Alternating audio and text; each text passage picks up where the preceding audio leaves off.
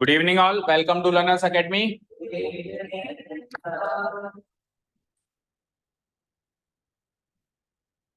चलिए, तो exercise number 9.1 की आज आखिरी सेशन है मोस्ट प्रोबेबली, अगर आप लोग साथ दें तो। एक्सरसाइज नंबर, हाँ,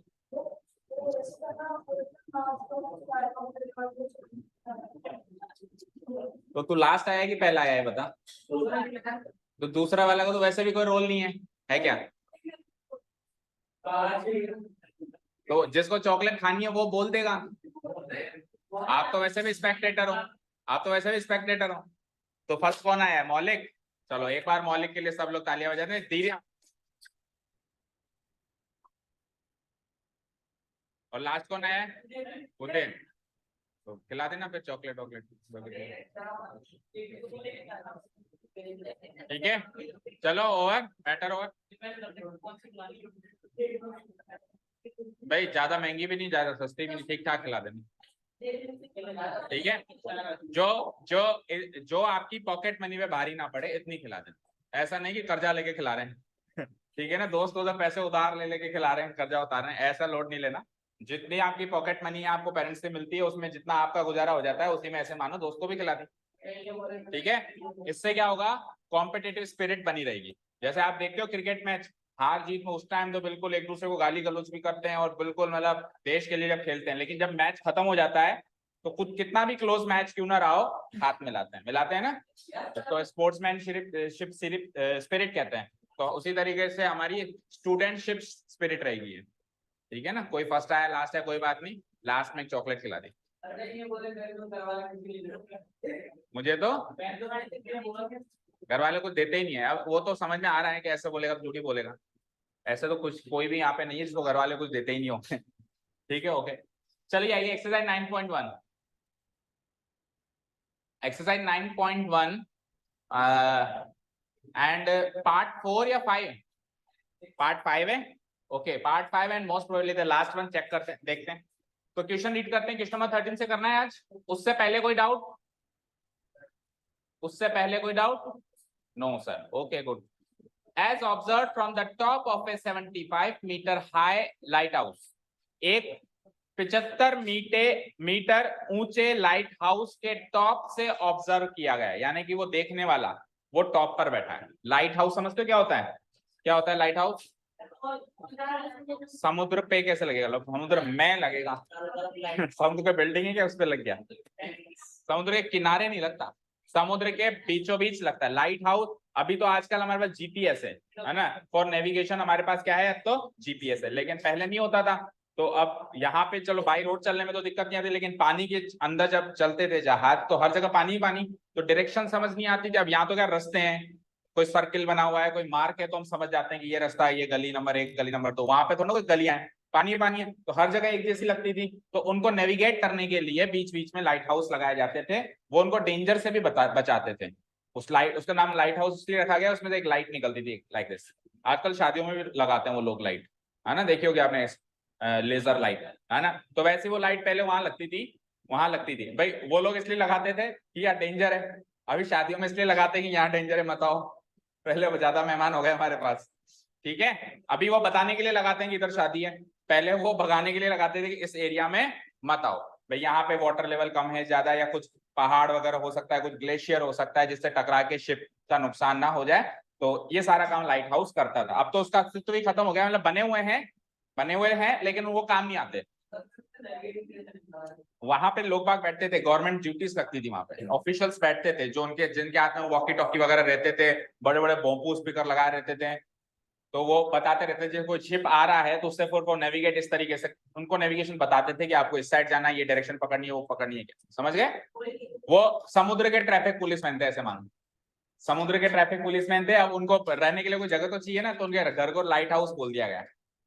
ठीक है, क्लियर है? आज की तारीख में वो बने हुए होंगे समुद्र के बीच, लेकिन वो किसी काम के पर्यटक स्थल रह गए बस। वो जैसे वही कल वाला टीवी टावर बना तो हुआ है उस वहां पे पहाड़ पे, लेकिन किसी काम का नहीं है। सेम केस इनका, क्योंकि आजकल एडवांस टेक्नोलॉजी आ गई। चलिए, तो let's say this is the light house.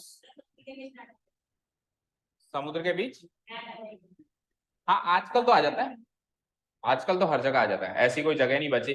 ज्यादा से ज्यादा बहुत ऊंची जगह पे नहीं आता है, बाकी समुद्र ऊंची जगह नहीं है ना, समुद्र पे तो आता ही है, समुद्र में तो आता ही है, आराम से आ जाता है समुद्र पे तो, बड़ी आसानी से आ जाता है। एक समुद्र के अंदर कितना डेप्थ में जाते हो उस पर डिपेंड करेगा, अगर ज्यादा डेप्थ में चले जाएंगे तो नहीं आएगा, बाकी ठीक ठाक डेप्थ में तो आएगा।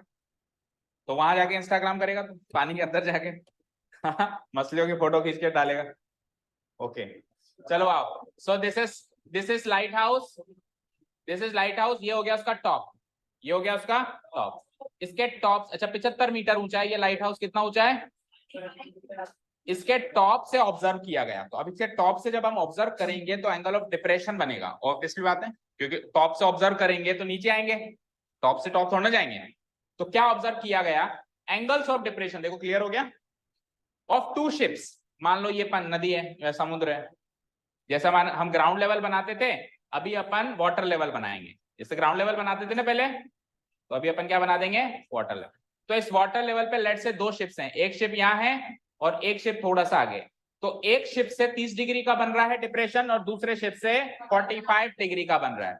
तो अब आप बताओ 30 डिग्री किससे बन रहा होगा? 45, मतलब पास या दूर, ऐसे बताओ। दूर वाले से 30 डिग्री, पास वाले से 45 डिग्री। सो लेट से ये तो है 30 डिग्री, ये दूर है तो, और ये थोड़ा पास है, तो लेट से ये है हमारा 45 degree. Done, clear? This is 30 degree and this is 45 degrees, clear?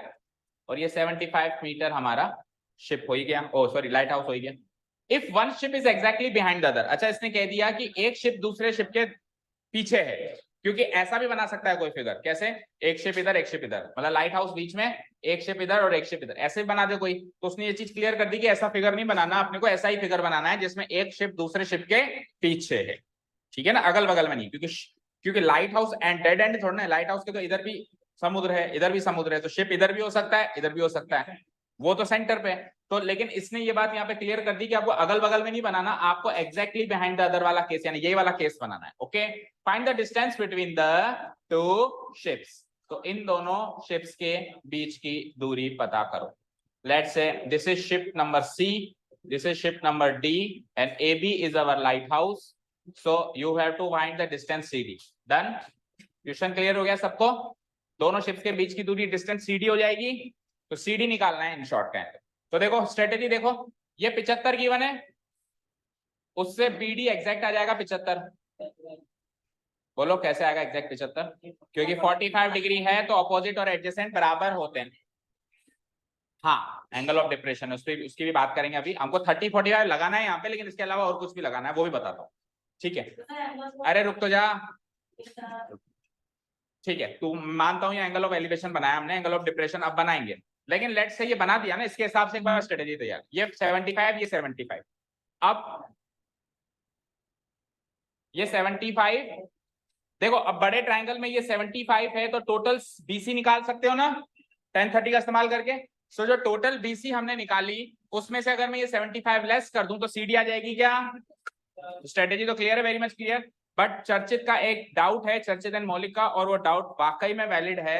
अभी ये फिगर इनअप्रोप्रिएट है क्योंकि ये तो एंगल ऑफ एलिवेशन है, ये तो शिप में बैठा हुआ इंसान टॉप को देखेगा तब बनेगा, जबकि हो क्या रहा है, टॉप पे बैठा हुआ इंसान शिप को देख रहा है, तो डिप्रेशन बनना चाहिए। तो डिप्रेशन बनाएंगे कैसे, आपको समझाया था डिप्रेशन कैसे बनता है, पहले normal line of site and depressed line of site के बीच का एंगल। सो इसकी normal line of site dotted form में हमको ऐसे बनानी पड़ेगी, अगर ये नीचे ना देखे तो ये सामने देखेगा, तो ये होगी इसकी नॉर्मल लाइन ऑफ साइट होगी, ठीक है? लेट्स से इसको हम x रख देते हैं, ax हमारी नॉर्मल लाइन ऑफ साइट है। अब ax और ac के बीच का एंगल है बेटा 30 डिग्री, समझे? और ax और ad के बीच का एंगल है बेटा 45 डिग्री, समझ आया? सर फिर ये 30 45 तो ये कैसे हुए? आप यूज करो कॉन्सेप्ट अल्टरनेट एंगल्स के, चेक करो यहाँ पे, ये दोनों लाइंस पैरेलल हैं, अगर मैं AC को ट्रांसवर्सल मान लूं तो ये 30 तो ये भी 30, और अगर मैं AC को ट्रांसवर्सल ना मान के अगर मैं AD को ट्रांसवर्सल मान लूं तो ये 45 तो ये भी 40, समझ आया? तो इसमें हमको ये नीचे के जो एंगल्स हैं 30 एंड 45 क्लियर कट नहीं लिखने हैं, डिराइव करके लिखने हैं। अब तक के क्वेश्चन में हम क्लियर कट लिख रहे थे, अभी इस वाले क्वेश्चन में अपने को क्या करना है, डिराइव करना है। क्लियर कट ऊपर वाला एंगल है, क्लियर कट ऊपर वाला एंगल है, नीचे वाला इससे डिराइव करना पड़ेगा using the concept of alternate angles. Clear? और एक बार नीचे डिराइव हो गया उसके बाद का स्ट्रेटेजी तो हमने पहले ही डिस्कस कर ली, समझ गए क्या? अच्छा, घर में आस पड़ोस में कोई भाई बहन, छोटे भाई बहन, चुन्नू मुन्नू कोई हो तो वी हैव ए टीचर, हमारे पास टीचर है, वो क्लास 1 to 5 कवर करवाती है और कुछ बच्चे आते भी हैं उनके पास, तो अगर कोई है, ठीक है ना, तो आप सजेस्ट कर सकते हो। ओके, जैसे आपके छोटे भाई बहन है तो आप भी आते हो तो साथ ही ले आओ। 6th 7th, हाँ 6th तक भी करा देंगे, 7th 8th नहीं करा पाएंगे अभी, 5th 6th तक करवा रही हैं अभी, ठीक है? 7th में है क्या वो? सेकंड में, तो सेकंड वाले तो आराम से कर, सेकंड के तो आ ही रहे ना, अभी बच्चा आया था चुन्नू मुन्नू सा, वो सेकंड थर्ड का ही तो था, फर्स्ट सेकंड का ही था। तो आप ट्राई कर सकते हो, देखो I am not forcing anyone, भाई हर एक को मौका मिलना चाहिए ना, देखो हर एक को मौका मिलना चाहिए, कभी आप भी कोई नई चीज ट्राई करोगे तो आप भी तरसोगे कि हमको भी चांस मिले, एक चांस मिले, वन गुड चांस। तो वो जो भी टीचर है उनको हम एक बार ट्राई तो कर सकते हैं, अच्छा नहीं लगेगा तो जो चल रहा है सो चल रहा है, ऐसा थोड़ा ना कि पहले दिन ही आपसे फीस लेंगे वो, आप आराम से उनको बच्चों को भेजो, अगर संतुष्ट हो रिजल्ट मिले तो उसके बाद फिर फीस की बात मैम से कर लीजिए, ठीक है? Because she is needful and she need some students, तो हम एक बार ट्राई तो कर सकते हैं। ओके, हाँ जी, चलें आगे। ओके, हाँ तो कहाँ थे हम, तो गिवन पॉइंट्स लिखे अब हम इसके, चलिए तो गिवन पॉइंट्स लिखते हैं। सबसे पहले तो here it is given that height of lighthouse, सबसे पहले क्लियर है वो, सबसे पहले लिख दो, here it is given that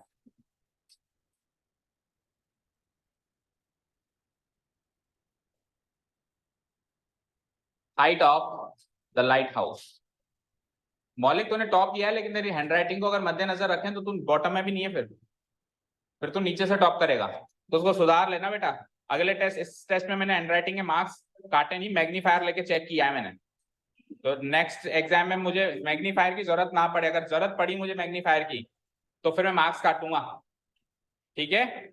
no doubt आपके कॉन्सेप्ट्स काफी क्लियर हैं, but handwriting also plays an important role in your board exams. This is not school level exams जहाँ टीचरों के सामने आपकी चलती है तो आपने मार्क्स ले लिया टीचर से, आप वहां पे जानते ही नहीं हो आपकी नोटबुक कौन चेक कर रहा है, ठीक है? Height of the lighthouse that is AB equal to 75 meters।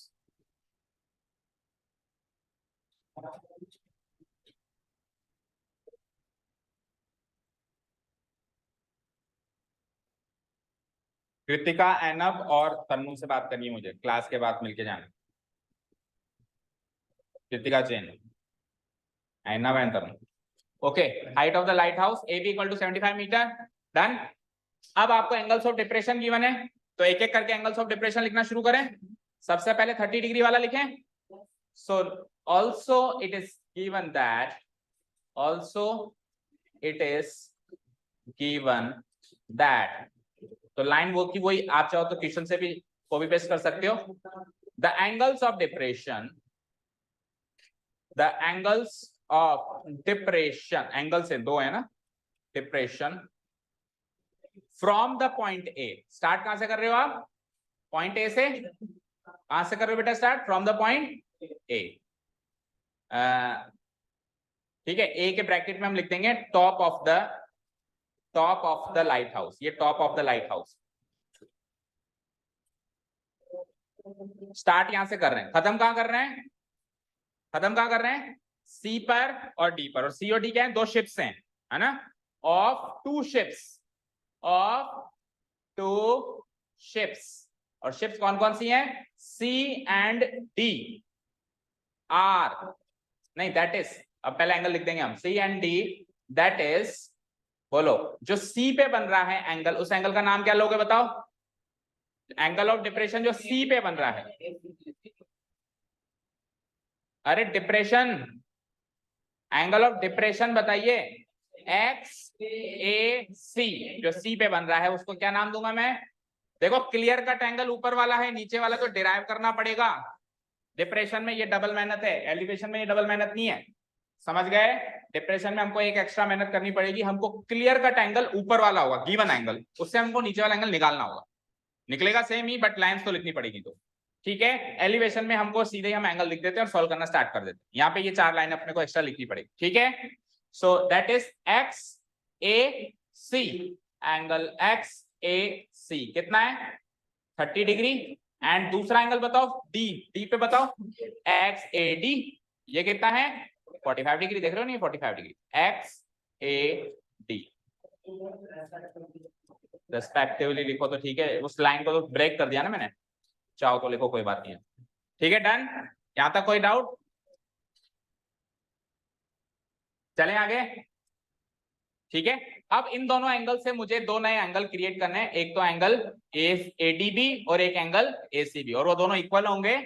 कैसे इक्वल होंगे? अल्टरनेट एंगल से। तो अल्टरनेट एंगल से तो देखो पैरेलल लाइंस कौन कौन सी बताओ नाउ, कौन कौन सी लाइंस पैरेलल हैं? एक्स ए और CB. Now X A is parallel to CB, yes और नो? और ट्रांसवर्सल लाइन बता दो कौन कौन सी हैं, बोलो। पहली ट्रांसवर्सल है एसी, दूसरी ट्रांसवर्सल है AD, and AC and AD are transversals. AC and AD are transversals. Done. Transversals भी मिल गई। अब AC ट्रांसवर्सल के हिसाब से क्या अप्लाई होगा वो अप्लाई करो पहले and then AD। So AC transversal पे आ जाओ जल्दी से। तो अगर AC ट्रांसवर्सल है और ये दोनों पैरेलल हैं तो angle XAC equal to ACB होगा, होगा ना? बोलो समझ आया? देखो इधर अलग से फिगर इमेजिन करो, XAC, XAC ये 30 डिग्री है, चेक करो उधर है ना? तो ये एंगल बराबर होगा ACB के, ये 30 डिग्री है तो ये भी 30 डिग्री होगा। अलग से इमेजिन करके देखो, अगर उस मिक्स्ड फिगर में समझ नहीं आ रहा तो ये दोनों एंगल इक्वल हो जाएंगे, वो 30 तो ये भी 30। तो हमको निकालना कौन सा एंगल है उसको LHS में रखो, कौन सा एंगल निकालना है हमको? ACB। So angle ACB will be equal to, ऊपर वाला एंगल कौन सा है? XAC, एंगल XAC, और XAC की वैल्यू है हमारे पास कितनी 30 डिग्री। और दूसरा बताओ ADB and angle ADB equal to, ये किसके बराबर होगा? XAD के। ये किसके बराबर होगा? XAD। और कितने के बराबर होगा? 45 डिग्री। ठीक है, दोनों का सेम रीजन हो जाएगा alternate angles, because they are alternate angles. तो एक पेज पूरा भर गया है, लेकिन अभी तक हमने क्वेश्चन स्टार्ट नहीं किया, अभी तक केवल और केवल गिवन पॉइंट्स ही लिखे हैं। तो एंगल्स ऑफ डिप्रेशन वाले केस में आपको ये थोड़ा एक्स्ट्रा काम तो करना ही पड़ेगा। फिर से सुनो जो क्या हमने स्ट्रेटेजी तैयार की, सुनो। अब तक जितने क्वेश्चंस आए सब लोग इधर ध्यान से सुने, उसमें एंगल्स ऑफ एलिवेशन दिए हुए होते थे, ऐसे वाले, ये वाले होते थे। तो इन्हीं को यूज करके हम कॉन्सेप्ट को आगे बढ़ा लेते थे, यही करते थे। इस क्वेश्चन में ये दोनों तो गिवन नहीं है, गिवन है डिप्रेशन वाले एंगल्स। अब डिप्रेशन वाले एंगल्स हैं तो हमने लिख तो दिए, लेकिन उधर से ऊपर से कोई कॉन्सेप्ट ही नहीं लग रहा। भाई इस 30 डिग्री और 45 डिग्री से कोई राइट एंगल ट्रायंगल दिख रहा है क्या लगाने के लिए? कुछ कॉन्सेप्ट ही नहीं लग रहा। तो वो ऊपर तो मेरे किसी काम के ही नहीं है, तो उनको इक्वेट करूंगा मैं इन दोनों से, और फिर काम इधर आएंगे। ये तो गिवन उधर थे, काम इधर आने हैं, इसीलिए ये एक्स्ट्रा पोर्शन करना पड़ा। भाई ये वाला एंगल 45 डिग्री पूरा देखो, ये पूरा इस पूरे के बराबर, क्योंकि DA मेरी ट्रांसवर्सल है, और ये छोटा वाला एंगल 30 डिग्री इसके बराबर, क्योंकि CA भी मेरी ट्रांसवर्सल है, और ये XA और CB मेरे पैरेलल लाइंस हैं। लाइंस एंड एंगल्स हमने क्लास पहन ले उसको, तो हमको अंधा कर दे फिर, पहन उसको पहन। ठीक है, क्लियर है, समझ गए ना? ठीक है, अब सुनो एक और चीज सुनो। कई क्वेश्चंस में एंगल ऑफ डिप्रेशन देने के बाद, अभी जैसे इसमें डिप्रेशन को देकर मैंने एलिवेशन में कन्वर्ट किया तो इसमें तो जरूरत थी। कई क्वेश्चंस में डिप्रेशन गिवन होता है लेकिन एलिवेशन में कन्वर्ट करने की जरूरत नहीं होती। जैसे कि कल एक क्वेश्चन किया था, याद है? कल एक क्वेश्चन किया था हमने, हम एक ही पॉइंट से डिप्रेशन भी कर रहे थे और एक ही पॉइंट से एलिवेशन भी कर रहे। तो जब हम डिप्रेशन कर रहे थे तो भी राइट एंगल ट्रायंगल बन गया और ट्रिग्नोमेट्री अप्लाई हो गई। तो उस वाले क्वेश्चन में हमने डिप्रेशन वाले एंगल को एलिवेशन वाले एंगल में कन्वर्ट नहीं किया। पर यहाँ पे डिप्रेशन वाला एंगल किसी काम का ही नहीं है, क्योंकि कोई राइट एंगल ट्रायंगल फॉर्मुलेट ही नहीं हो रहा 30 डिग्री या 45 डिग्री के हिसाब से। समझ गए? इसीलिए इसको नीचे उतारना पड़ा। समझ गए ना? क्लियर है? कोई डाउट, क्वेरी, एनी डाउट्स? ये आपको समझ में नहीं आया तो एंगल ऑफ डिप्रेशन की डेफिनेशन याद करो। एंगल ऑफ डिप्रेशन एक ऐसा एंगल होता है जो आपकी नॉर्मल लाइन ऑफ साइट और डिप्लेस लाइन ऑफ साइट के बीच का होता है। अब आप एंगल ऑफ डिप्रेशन बनेगा जब आप टॉप पे हो गई, तो आप टॉप पे हो तो आपकी normal line of site imaginary line होगी स्काई के अंदर, या आपकी normal line of site. Normal line of site मतलब आप इधर उधर ना देखे तो आप कहां देखे, वो होती है नॉर्मल लाइन ऑफ साइट आपकी बॉडी के पैरेलल, मतलब आपकी बॉडी की सीध में वो होती है। आपकी आंखें बिल्कुल बिल्कुल सामने हैं, स्ट्रेट हैं, तो आपकी जो लाइन ऑफ साइट होती है उसको कहते हैं नॉर्मल लाइन ऑफ साइट। अब आप टॉप पे हैं तो ये होगी आपकी नॉर्मल लाइन ऑफ साइट। जब अपन जमीन पे होते हैं तो ग्राउंड ही हमारी नॉर्मल लाइन ऑफ साइट होता है, तो अपने को एक लाइन एक्स्ट्रा बनाने की जरूरत नहीं पड़ी क्योंकि ग्राउंड तो वैसे ही बना रहे थे, लेकिन वो तो बनानी पड़ेगी क्योंकि अब टॉप पे हैं। तो ये नॉर्मल लाइन ऑफ साइट, ये झुकी हुई लाइन ऑफ साइट, इन दोनों के बीच का एंगल होता है एंगल ऑफ डिप्रेशन। ये डेफिनेशन है इसकी, समझे। और एंगल ऑफ एलिवेशन की डेफिनेशन वही नॉर्मल लाइन ऑफ साइट और एलिवेटेड लाइन ऑफ साइट के बीच का एंगल। जैसे मैं सामने देख रहा हूं देखो, और मैंने अभी नीचे देखा, तो मैं सामने देखा तो इमेजिन करो एक लाइन जा रही है ऐसे, अब मैं नीचे देख रहा हूं तो एक लाइन ऐसे जा रही है, तो ये वाली इस वाली इसके बीच का एंगल देख रहे हो, ये होता है एंगल ऑफ डिप्रेशन। ठीक है, क्लियर है। तो वो बनाना पड़ेगा और उससे फिर एलिवेशन निकालना पड़ेगा, और एक्चुअली फिर इस ट्राइंगल में हमको ट्रिग्नोमेट्री अप्लाई करनी पड़ेगी जो नीचे बना हुआ है। समझ गए क्या।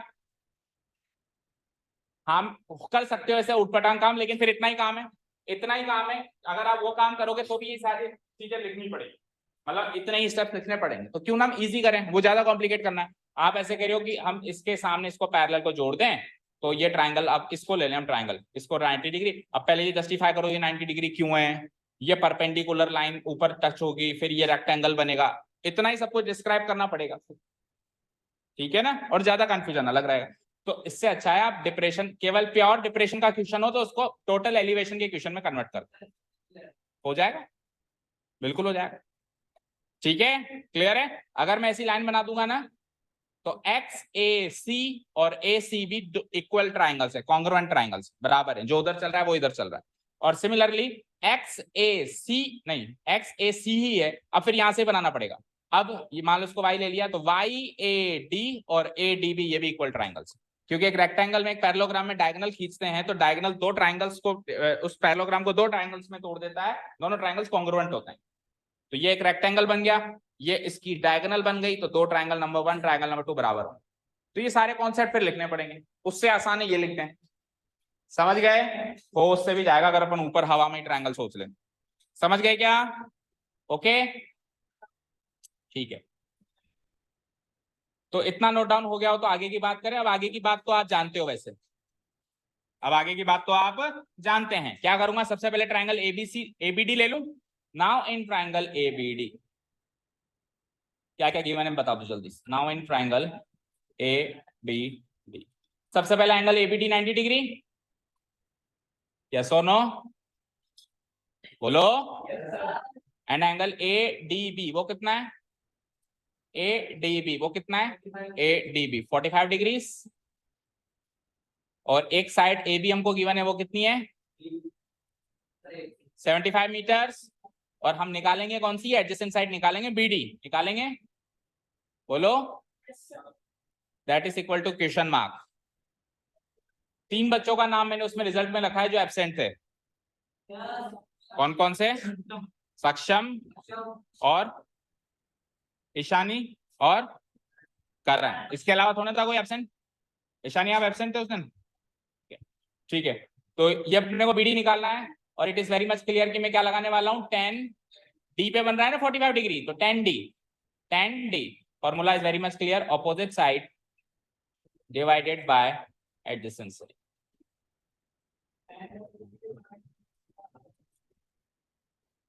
सो 10 डी को अप्लाई करते हैं, तो डी कितना है हमारा 45 डिग्री, 10 45 डिग्री। अपोजिट साइड कौन सी है इसमें से, ए भी अपोजिट होगी, ये अपोजिट होगी, और ये होगी एडजेसेंट।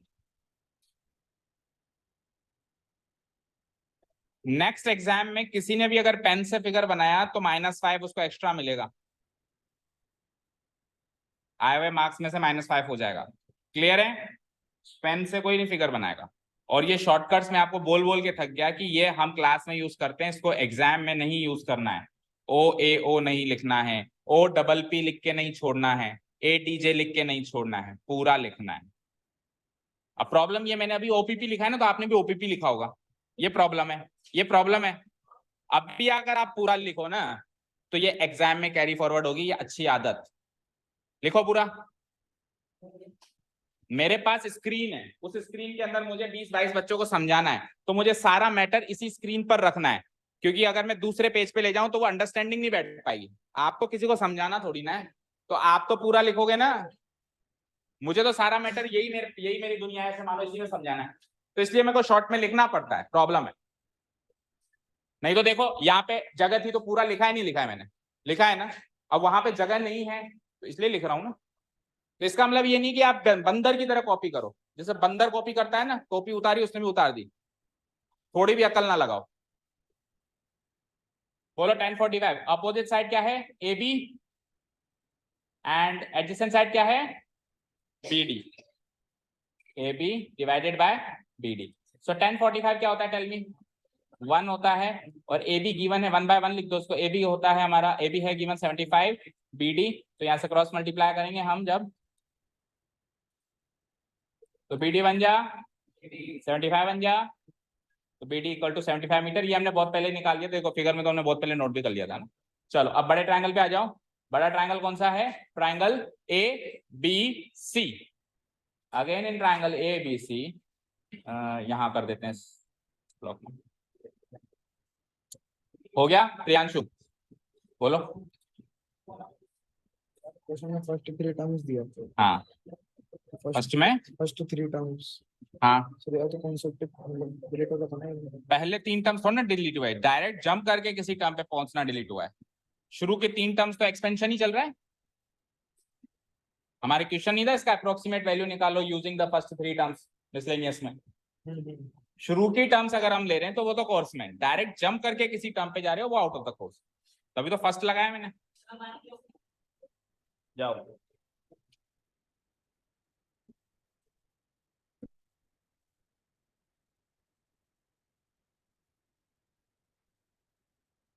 हाँ जी। सो अगेन इन ट्राइंगल, अब थोड़ा स्पीड पकड़ो भाई, एक भी क्वेश्चन नहीं हुआ अभी तक।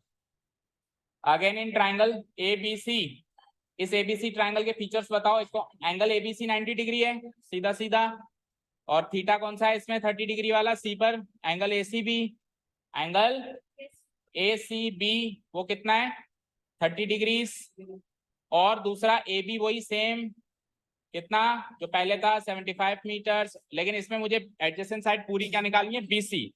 बीसी के आगे लगा दो क्वेश्चन मार्क, और ये है अब की बार ऑपोजिट साइड, एंड ये है हमारी एडजेसेंट साइड। डन। चलो तो 10 सी लगाएगा, क्या लगेगा, सी पे बन रहा है ना थीटा, सो 10 सी, 10 सी फॉर्मूला वही same, opposite side divided by adjacent side. क्या हुआ, लिख नहीं रहे क्यों, क्या आपको अचानक से पता चला कि सिर दुख रहा है आपका, वीडियो से नोट डाउन करोगे, ऐसा क्यों। मैं वीडियो से नोट डाउन, उसका कारण भी तो बताओ। अभी समझ नहीं आ रहा, अभी समझ रहे हो अच्छे से तो नोट हो जाना चाहिए, लेकिन ठीक है ना। 10 30 degree opposite side, where is opposite side, A B, and what is adjacent side, B C. So 10 30 की वैल्यू बता वंश। 1/2 √3, 1/√3।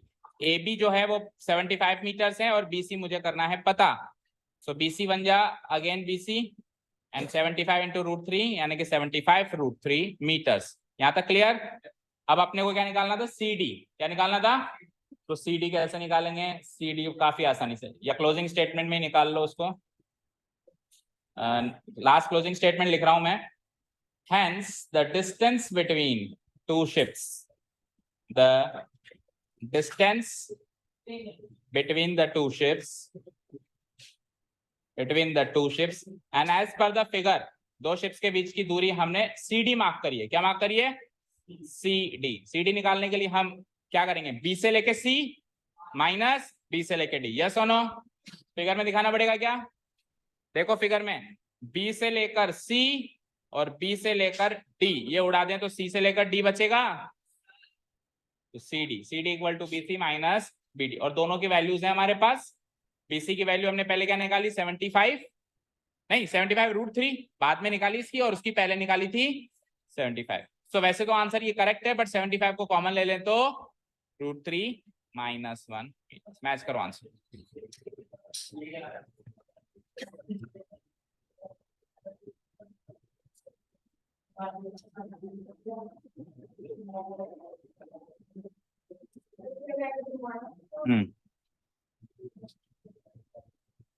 हो गया नोट डाउन?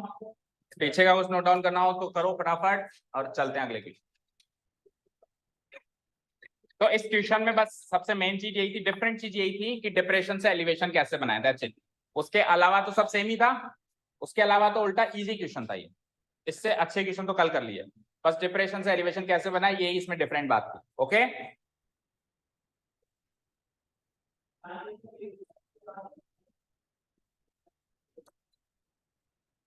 बढ़ते हैं हम आगे। कर दूं डिलीट इसके आगे का क्लोजिंग स्टेटमेंट?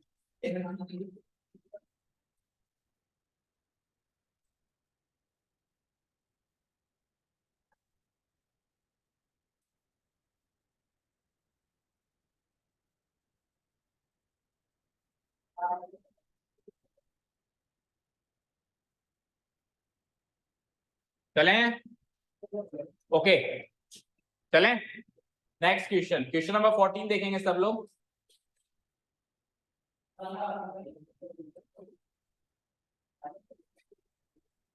ठीक है, 14 question, let's read the question. और करीब करीब सेम वैसा ही अभी जैसा हमने किया, बस स्टोरी चेंज हो गई।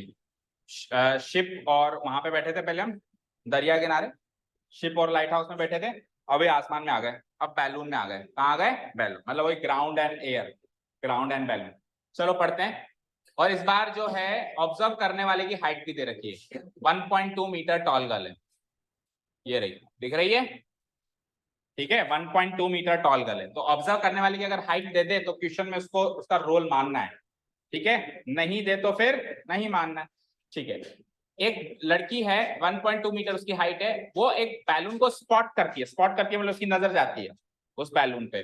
लेट्स से ये है वो बैलून, तो जब उसकी नजर बैलून पे जाती है तो वो बैलून उस समय 88.2 मीटर हाइट पर था, चेक करो, फ्रॉम द ग्राउंड। और मैंने हमेशा कहा है कि आपकी नजर चाहे से टेढ़ी जाए, हाइट हमेशा सीधी होती है, तो उसकी नजर तो यूं जा रही है, नहीं अच्छा वो वाला बैलून है, सॉरी 30 डिग्री वाला बैलून है ना, पहले कौन सा है?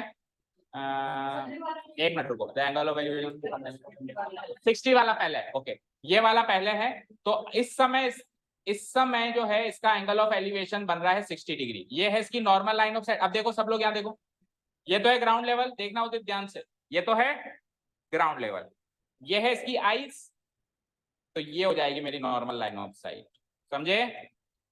तो ये भी एक तरीके से इमेजिनरी लाइन है, जैसे वो बिल्डिंग के ऊपर बनी थी, ये इसकी आइस की सीट में बन रही है, ठीक है? ये इमेजिनरी लाइन बनाई, और ये एलिवेटेड लाइन ऑफ साइट, और इन दोनों के बीच का एंगल कितना है? 60 डिग्री, डन। लेकिन उस समय बैलून की हाइट क्या थी? तो हाइट हम ये नहीं कहेंगे कि यहां से लेके यहां तक हाइट है, ये हाइट नहीं होती। हाइट हमेशा क्या होती है? ऑब्जेक्ट से सीधा परपेंडिकुलर बनाओ जमीन पर, वही हाइट होती है। वो कितनी है? 88. यहां तक कोई doubt? Okay, angle of elevation 60 degree के आफ्टर सम टाइम। अच्छा, अब वो जो बैलून है वो विंड के साथ, हवा के साथ मूव कर रहा है, और हॉरिजॉन्टली मूव कर रहा है। हॉरिजॉन्टली मूव करना मतलब ऐसे मूव करना, ठीक है? जैसे प्लेन होता है, अब प्लेन जब टेक ऑफ होता है तो डायगोनली होता है, लेकिन at some point of time वो फिर हॉरिजॉन्टल चलता है ना, ऐसे हमेशा ऐसे थोड़ा चलता है। हमेशा वो टेक ऑफ के लिए उसको जितनी हाइट पे जाना होता है, जो उसकी रडार बना रखी है, ट्रैफिक सिग्नल ने जो भी उसको दिया है तेरे को इस लाइन में चलना है, उधर पहुंचने के बाद फिर वो हॉरिजॉन्टल हो जाता है, और हॉरिजॉन्टल ऐसे ही चलता है, ठीक है ना? तभी तो टेक ऑफ के टाइम ही थोड़ा रिस्क रहता है, उसके बाद तो फिर बेल्ट उतार लेते हैं सब लोग, उस टाइम ही वो कहते हैं कि सीट बेल्ट बांधो, ये सब करो, ठीक है? एंड फिर जब हम लैंड करते हैं तो उस टाइम भी फिर वो डायगोनली हो जाता है, ऐसे होता है। तो अभी ये बैलून ऐसे हॉरिजॉन्टली मूव कर रहा है, ऐसे, मतलब हॉरिजॉन्टली मूव करने का सीधा सीधा मतलब ये भी हो गया ग्राउंड के पैरेलल, ग्राउंड के पैरेलल। तो ये ग्राउंड के पैरेलल मूव कर रहा है, तो मूव करते करते ये दूर चला गया, लड़की तो वहीं खड़ी है लेकिन बैलून दूर चला गया, तो ऑब्जेक्ट दूर हो गया, तो एंगल ऑफ एलिवेशन कम हो गया, बताओ? 30 डिग्री का ही रहेगा, नॉर्मल लाइन ऑफ साइट आज भी वही है क्योंकि लड़की वहीं खड़ी है। इस समय भी हाइट तो वही रहेगी, क्यों? क्योंकि बैलून तो हॉरिजॉन्टली चल रहा है, तो जब आप हॉरिजॉन्टली चलोगे तो हाइट तो वही मेंटेन रहेगी ना, जो हाइट यहाँ पर थी ग्राउंड लेवल से वो की वही हाइट वहां रहेगी, क्योंकि आप मूव कैसे कर रहे हो, हॉरिजॉन्टली। सो ये हाइट भी 88.2 मीटर है, पहले वाली और बाद वाली भी, दोनों हाइट क्या है 88.2 ग्राउंड तक, सॉरी यहां तक नहीं, ग्राउंड तक, क्योंकि हाइट तो ग्राउंड पे बनती है, ग्राउंड तक है ये हाइट। इसमें से 1.2 मीटर लड़की की हाइट कम करनी पड़ेगी ये निकालने के लिए, समझ गए? आगे चलो, find the distance travelled by the balloon during the interval. इस टाइम इंटरवल के बीच, मतलब इस दौरान वो बैलून कितना डिस्टेंस तय करके गया, वो डिस्टेंस आपको निकालना है। तो ये चीज निकालनी है आपको, तो ये चीज निकालनी, दैट मींस ये चीज निकालनी है आपको। और ये चीज कैसे निकालेंगे, टोटल ये चीज निकाल लो, उसमें से इतना माइनस कर दो, इतना माइनस करोगे तो इतना आ जाएगा और इतना उतने के बराबर है। क्लियर? फिगर बना लो। अब फिगर में क्या क्या बनाना है, सबसे पहले तो ग्राउंड लेवल, ये जो नीचे वाली ब्लू लाइन है, नीचे वाली ब्लू लाइन है, ये बनानी है ग्राउंड लेवल, ठीक है।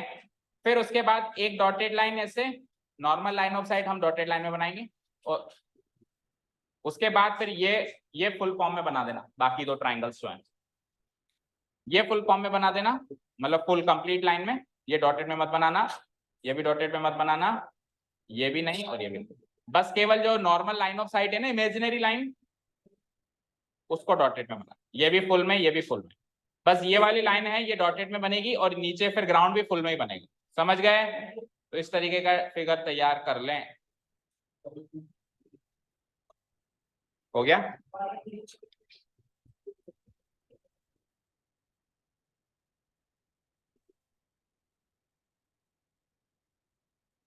आपकी टेस्ट नोटबुक अभी भी वहीं पड़ी है क्या सौम्या, ले ली?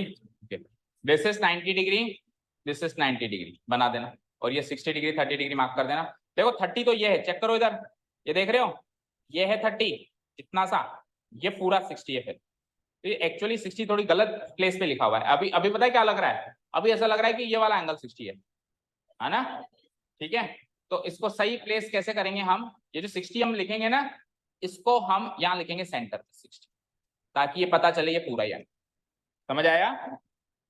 ठीक है, तो फिगर बन गया हो तो आगे की कहानी लिखें।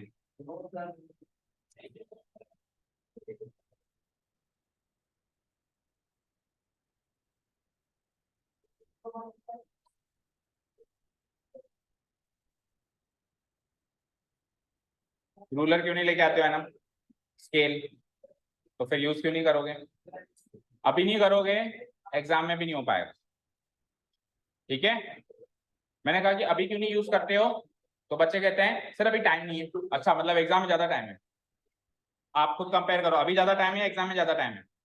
अभी ज्यादा टाइम है, अभी 2-5 मिनट लेट भी हो गए तो कोई बात नहीं, तो अभी हम यूज नहीं कर रहे तो फिर एग्जाम में नहीं करना, आदत होती है, और कुछ भी नहीं होता, एक आदत होती है। देखो एक बच्चा रूलर के साथ जल्दी कर सकता है और एक बच्चा रूलर के बिना भी देर करेगा, केवल और केवल आदत की बात होती है, आदत बनाओ ऑटोमेटिक होता है, ठीक है।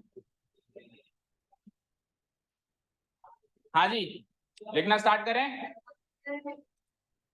ओके चलो लिखो, ठीक है फिर लिख लो। Here it is given that, अच्छा ये हाइट क्या है 88.2 मीटर है टोटल। देखो टोटल यहां से लेकर यहां तक, कहां तक, यहां तक, नीचे तक, ये टोटल हाइट कितनी है? कैसे मार्क करें उसको, देखो ऐसे मार्क करो, एक लाइन और खींच दो यहाँ पे, यहां से लेकर एक लाइन और मार्क खींच दो, 88.2 यहाँ लिख दो, ये नीचे तक, ठीक है।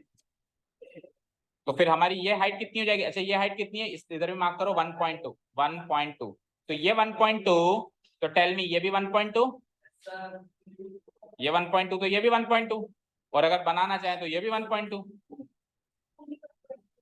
बनाओ, तो ये भी 1.2, ये भी 1.2, ठीक है।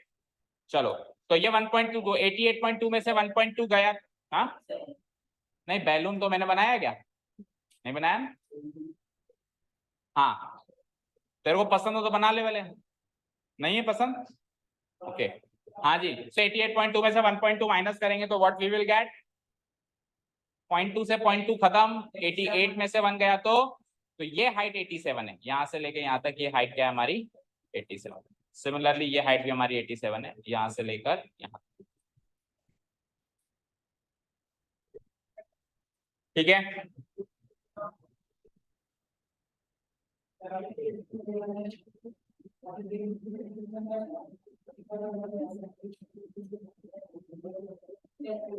हाँ लिख देता हूँ 87।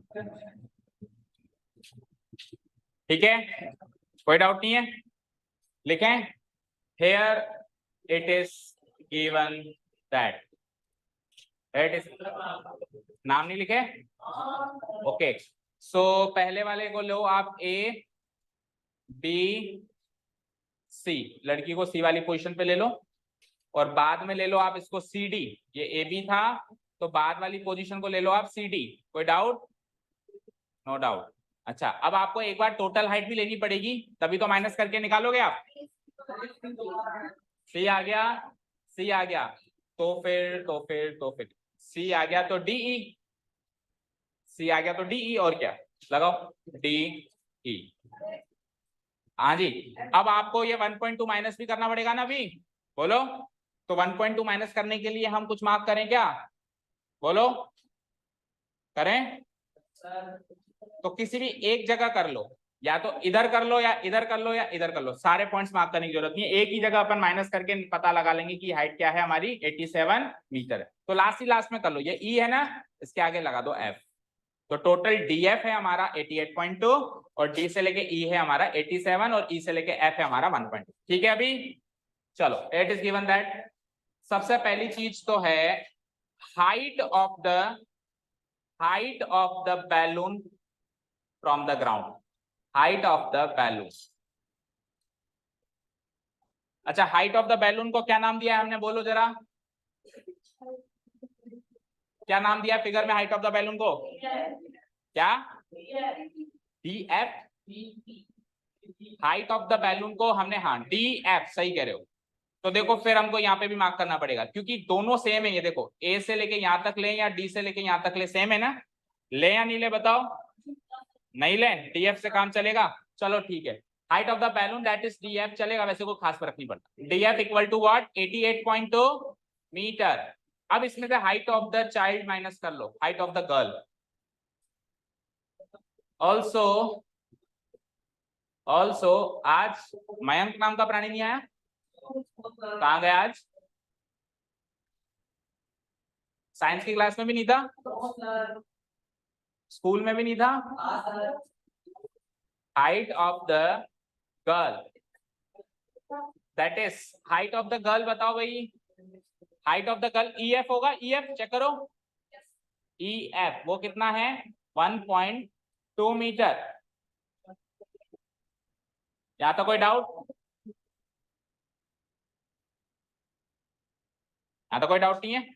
सो इसमें से इसको घटा दूंगा तो AB ले लो या DE ले लो, इसकी वैल्यू आ जाएगी 87, दोनों सेम आएगी। तो हम अब ये AB और DE ये किसी की हाइट नहीं है ना, तो AB किसी की हाइट है ना DE किसी की हाइट है। हाइट तो या तो पूरी नीचे तक थी, देखो, या तो हाइट थी D से लेके F तक, किसकी हाइट थी है, बैलून की। या फिर हाइट थी D से लेके E, वो किसकी, सॉरी E से लेके F, वो किसकी हाइट थी, गर्ल की। लेकिन D से लेके E तो हवा में ही है ना, कोई लाइन जमीन पे टच ही नहीं हो रही, तो ये किसी की हाइट नहीं है। तो हम ये नहीं लिख सकते हाइट, तो हम सीधे बस नाम लिखेंगे। क्या लिखेंगे, नाम, एज पर द फिगर नाम लिख देंगे। सो AB कहते हैं या फिर DE कहते हैं, दोनों सेम आएंगे, और लगा दो उसके बीच में, AB और DE दोनों सेम आएंगे।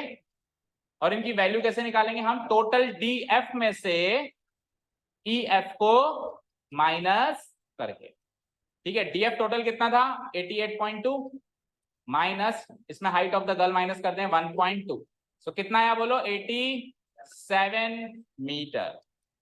डन। चलो अब आ जाओ एंगल ऑफ एलिवेशन। इस बार डिप्रेशन से एलिवेशन पे नहीं जाना, सीधे एलिवेशन गिवन है और ट्रिग्नोमेट्री अप्लाई करेंगे। चलो, तो सबसे पहले हमको एंगल ऑफ एलिवेशन कौन कौन सा गिवन है, ये 60 डिग्री गिवन है और ये 30 डिग्री। तो कौन सा पहले अप्लाई करें, 60 डिग्री वाला पहले अप्लाई कर दें, ये गिवन है ना 60 डिग्री, तो पहले इसको अप्लाई कर देते हैं। तो लिखना पड़ेगा नाउ एंगल्स ऑफ एलिवेशन, इस बार भी दो एंगल्स हैं, एंगल्स ऑफ एलिवेशन। एलिवेशन कहां से स्टार्ट किया हमने, C पॉइंट से, बोलो, from the point C, from the point C, ठीक है, ऑफ गए कहां हम, ए और D, of the points A and D, of the points A and D. अब दोनों एंगल्स के नाम, दैट इज, बोलो, ए पर कौन सा एंगल, मतलब ए पर गए तो कौन सा एंगल बना, ए सी बी, यही बना, angle A C B equal to how much, 60 degree. And जब डी पर गए तो क्या बना, डी सी ई, अब बड़े ट्रायंगल में कंसीडर होगा वो एंगल, है ना, D C E, angle D C E equal to how much. चलो हो गया काम। अब एक एक करके दोनों ट्रायंगल्स उठा लें हम। सबसे पहले now in triangle ABC, now in triangle ABC,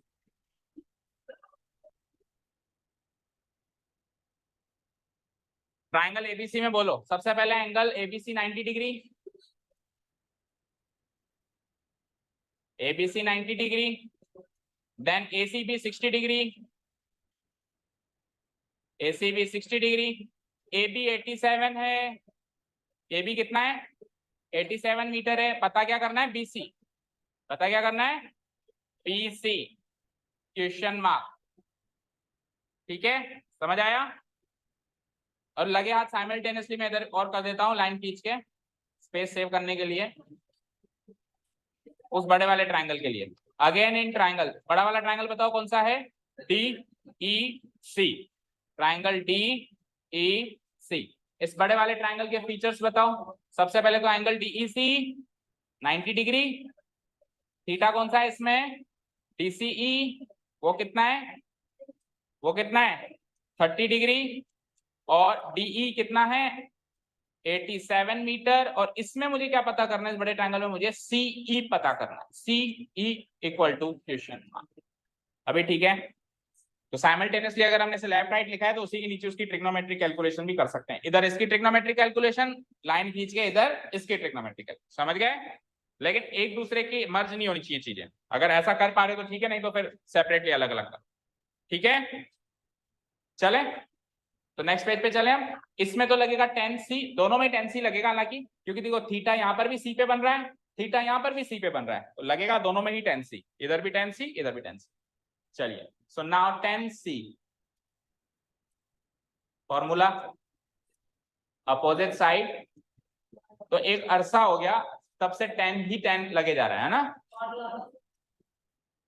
नहीं कॉट वाला क्वेश्चन देता हूं मैं तेरे को, चिंता मत, तेरे मन की मुराद भी पूरी होगी बच्चा। एडजेसेंट एंगल, एंगल्स नहीं एंगल, मेक इट एंगल, एक ही एंगल है, एंगल थोड़ी ना, सॉरी साइड। तो मैं सही करूं तभी करोगे आप, खुद नहीं सही कर सकते हैं। ओके, अगेन दोबारा लिखो, tan c, इधर भी tan c ही लगेगा, फॉर्मूला वही होगा, opposite side upon adjacent side. कोई डाउट, ठीक है। सो इधर तो है c हमारा 60 डिग्री का, इधर है c हमारा 60 डिग्री का, उधर है c हमारा 30 डिग्री का, है या नहीं है।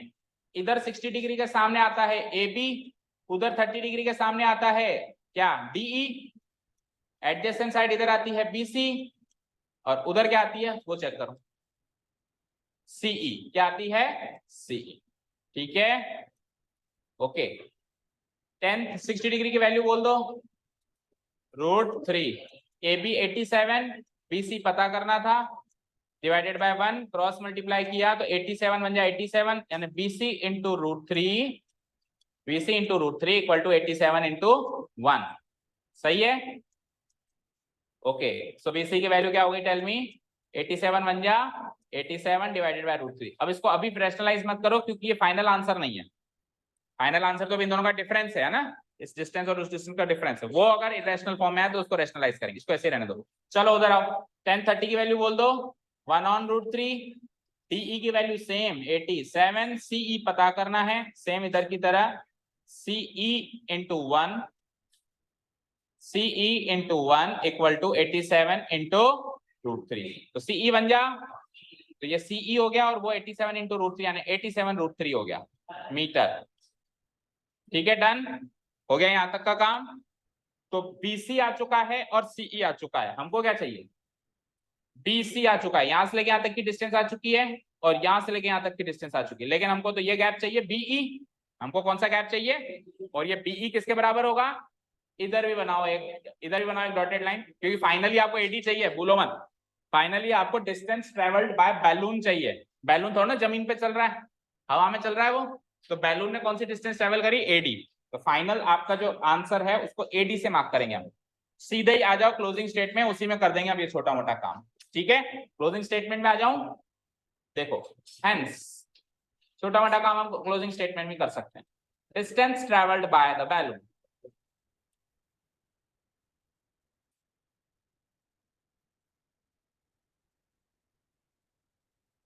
बोलो as per the figure distance travelled by the balloon क्या है, क्या है,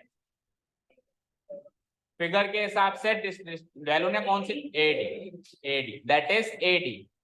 और as per the figure A D किसके बराबर होगा, बोलो एडी किसके बराबर होगा, बीई इक्वल टू बीई। और as per the figure B E किसके बराबर होगा, C E minus B C, C E minus B C. ठीक है, तो सीई कितना निकाला हमने 87√3 माइनस बीसी कितना निकाला हमने 87/√3। So we will take √3 as LCM, ले लो, बोलो। अब √3 इंटू √3 करेंगे तो 3 हो जाएगा, और 87 इंटू 3 करेंगे तो करो, किसको काटोगे, √3 से काटोगे, बात पहले एक बार एलसीएम लो। हाँ तो 87 कॉमन ले लो, ठीक है। चलो देखो यहाँ पे क्या कह रहा है चर्चित, 87 इंटू √3 क्या हो गया 3, और वहां तो 87 ही है, तो 87 इंटू 3 और 87 में से 87 ले लो कॉमन, तो यहाँ क्या बचा 3 माइनस वहां क्या बचा 1, 87 में से 87 कॉमन ले लिया 1, और नीचे कौन बैठा है √3, तो ये हो जाता है 87 इंटू 2 डिवाइडेड बाय √3 से काटो उसको 29 भाई 29 3 जा 87 होता है, नहीं समझ आया क्या, स्प्लिट करना पड़ेगा। चलो मैं करके दिखाता हूँ, देखो 87 को स्प्लिट कर दिया मैंने 3 इंटू 29 और आगे 2 है इसे हमारे पास डिवाइडेड बाय √3। अब √3 से √3 टाइम्स कट जाएगा ये, भाई 3 के अंदर 2 √3 छुपे रहते हैं। पहले 87 को स्प्लिट किया मैंने 3 इंटू 29 में, 29 3 87 होता है ना, चेक करो होता है, एंड देन फिर 3 को मैंने स्प्लिट किया √3 इंटू √3 में, ताकि एक √3 कट जाए। अब क्या बचा √3 गुणा 29 गुणा 2, तो 29 गुणा 2 क्या होता है बोलना जरा, 58 और इंटू √3 यानी 58√3 metre. This is our final answer. बोलो अहद, कोई कंफ्यूजन हो रहा है, ईशानी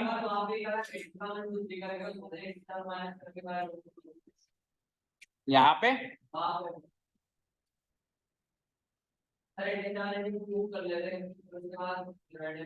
87 इंटू 2 कर लेते, उसके बाद डिवाइडेड बाय √3 करते तो भी वही आता। 87 इंटू 2 करो क्या आता है, करो 2 7 या 14, रिमाइंडर 1, 2 8 या 16 और 174 डिवाइडेड बाय √3 करेंगे, तो 174 में से 3 निकालना जरा, 3 इंटू 58 आएगा, आएगा √3 से √3 कटा, आंसर वही आया 58। भाई इसमें से 3 तो निकालना ही पड़ेगा ना, नीचे √3 है तो जो भी न्यूमरेटर आएगा उसमें से 3 निकालना पड़ेगा, क्यों, क्योंकि नीचे कौन है √3, तो 3 जैसे ही निकाला तो बचा क्या 58, इसको 174 को 3 से डिवाइड करके देख लो, ठीक है, फिर एक √3 से एक √3 काट के बचा हो जो भी हो 58। ठीक है, और कोई कंफ्यूजन, ठीक है। तो आप देखो जो कॉन्सेप्चुअल पोर्शन है, अगर हम 15 मिनट क्वेश्चन को डिस्कस करते हैं तो 5 मिनट का या 7 मिनट का ही होता है, बाकी जो भी क्वेरीज होती हैं आपकी तरफ से मैक्सिमम क्वेरीज कैलकुलेशन बेस्ड होती है, सर ये इंटू 2 कैसे हुआ, डिवाइडेड बाय √3 कैसे हुआ, यानी कि क्या पता चलता है इससे, कि पुराने बेसिक्स मतलब कैलकुलेशन नहीं आ रही है। भाई आप क्लास 10th में नया कॉन्सेप्ट सीख रहे हो वो एक अलग बात है, लेकिन आपको कैलकुलेशन नहीं आ रही है तो नया कॉन्सेप्ट सिखा के भी टीचर क्या करेगा, समझ गए? तो ये पुराने पाप हैं जो मैं धो रहा हूं किसी और के, ठीक है? उन किसी और में आप भी हो, क्योंकि किसी ने पढ़ाया नहीं, आपने पढ़ा नहीं, ठीक है? सो कैलकुलेशन स्ट्रॉन्ग करना सबसे एसेंशियल चीज है, जिसमें टेबल्स याद करना, स्क्वायर्स याद करना, क्यूब्स, ये सब याद करने से ही कैलकुलेशंस अच्छी होती हैं। अब देखो 58 लिखा हुआ है, 58 लिखा हुआ है, उसमें 3 आता है या नहीं आता है, ये सोच रहे हो आप? भाई 87 लिखा हुआ है, देखो यहाँ पे ये 87 लिखा हुआ है। अब मैंने 87 को जैसे ही लिखा ना, जैसे ही मैंने 87 डिवाइडेड बाय √3 को ऐसे ही लिख दिया 29√3, तो सब सदमे में आ गए, ये क्या कर दिया सर ने? अरे 29 की टेबल आती काश, 29 3 जा 87, तो 3 में से एक √3 निकाल लाता, एक 29 ले लेता, 29√3, ठीक है?